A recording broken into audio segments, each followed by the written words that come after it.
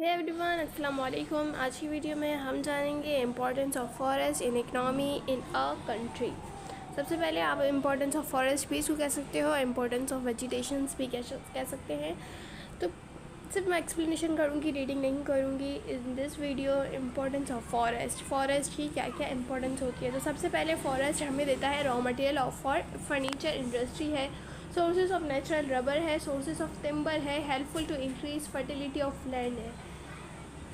कैसे fertility of land बढ़ाएगा? The leaves of trees are shred and are perished and they increase the fertility of land. जब trees के जो leaves को जब तोड़ा जाता है, फोड़ा जाता है, निकाला जाता है, तो वो इंक्रीज़ करती है फर्टिलिटी ऑफ द लैंड। जब आप देखो, आप कोई भी एक लैंड ले लो, कोई भी एक लीफ ले लो, उस लीफ को आप तोड़ो, सम लीव्स में से कुछ लिक्विडी सा कुछ निकल रहा होता है। जब वो लिक्विड ज़मीन पर गिरता है ना, तो it's increase the fertility of a land.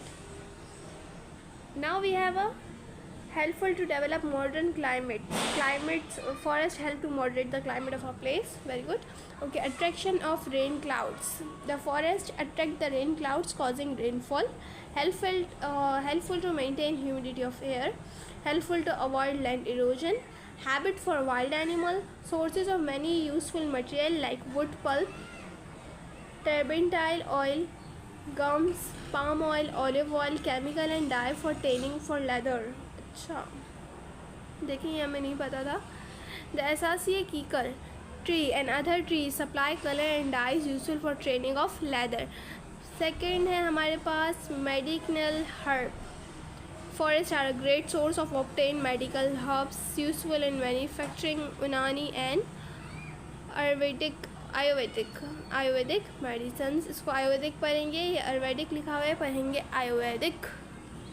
Okay, then है firewood, helpful in reclamation of land से इंक्रीज इन जॉब अपॉर्चुनिटीज़। अब आप सोच रहे होंगे कि फॉरेस्ट के ज़रिए इंक्रीज इन जॉब अपॉर्चुनिटीज़ कैसे? तो जब हमारे पास वुड होगा, वो वुड ट्रांसपोर्ट के थ्रू एक इंडस्ट्रीज़ में जाएगा।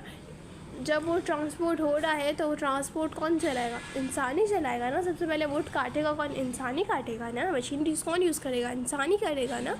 तो these are the sectors of jobs. फिर जब वुड को इंडस्ट्री में ले जाया गया, वो वुड फर्निश्ड हुआ, उसमें केमिकल्स डाले गए, वो सब कौन कर रहा है? इंसान ही कर रहा है। अगर एक मशीन भी कर रही है, तो उसको ऑपरेट कौन कर रहा है? इंसान ही कर रहा है ना। अब हम इसको भी पढ़ लेते हैं। Forest provide job opportunity to several thousands persons to work in a forestry and forest department like lumbering, wood cutting and transporting of woods etc. इसमें भी यही लिखा हुआ है कि फॉरेस्ट डिपार्टमेंट में कैसे काम होगा। लुम्बरिंग का मतलब फॉरेस्ट को काटना, अपना ट्रीज़ को काटना, ट्रीज़ के बाद उसकी लकड़ी को काटना। Wood cutting, transportation to move goods from one place to another. ये सब आपकी जॉब अपॉर्चुनिटीज़ आपको फॉरेस्ट दे रहा होता है। Beautification of landscape, helpful in defence in border lines of a country, helpful to control floods आपको फॉरेस्ट के ज़रिए फ्लड कंट्रोल होता है। Forest help to reduce the speed of flood water and stop the fertility of upper layer. सिर्फ ये line भी याद रख लेंगे ना कि forest help to reduce the speed of flood water, बस ये लिख दीजिए, इट्स ओके, ठीक है। Forest help to reduce the speed of a flood water. Source of national income, ये तो सबसे पहले आएगा आपके पास।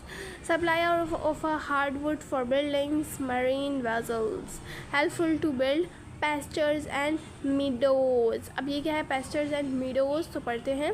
The forest provide facility to develop grazing fields, pastures and meadows for breeding, rearing, milk cattle and beef cattle, for building stud farms for horses।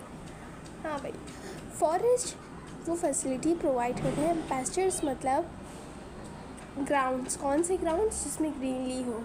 किसके लिए grounds होते हैं? फॉर मीडोज़ यानी कि जो कैटल्स होते हैं हमारे पास, शीप, गोट, काउ, बफेलोज, इनके लिए जहाँ पर वो ब्रीड कर सकते हैं, वहाँ पर मिल्क कैटल्स खुल सकते हैं, बीफ कैटल्स खुल सकते हैं। एक जगह दूध निकाला जाए और एक जगह गायों को काटा जाए, तो बीफ कैटल्स भी बन सकते हैं। फॉर बीफ कैटल्स यानी कि वो कैटल्स, वो जानवर जहाँ पर जो हमें गोश्त देते हो, ठीक है। और बिल्डिंग्स, स्टडी फार्म हाउसेस बन सकते हैं, ठीक है। यूजफुल टू रेयर हनी बीज, helpful to rear silk months. Okay. By planting mulberries trees in a forest, silk moths can be reared and silk fiber can be done in Japan and China. तो Japan और China में वो trees grow किए जाते हैं जो कि silk moths होते हैं, जिससे सिल्क फाइबर बना जाता है, जो कि सिर्फ जापान और चाइना में होता है. Helpful to build sanctuaries, sirens, hunting games centers. Forest हमें वो फ्लोर्स भी देता है, वो ग्राउंड्स भी देता है जहाँ पर हम हंटिंग कर सकते हैं.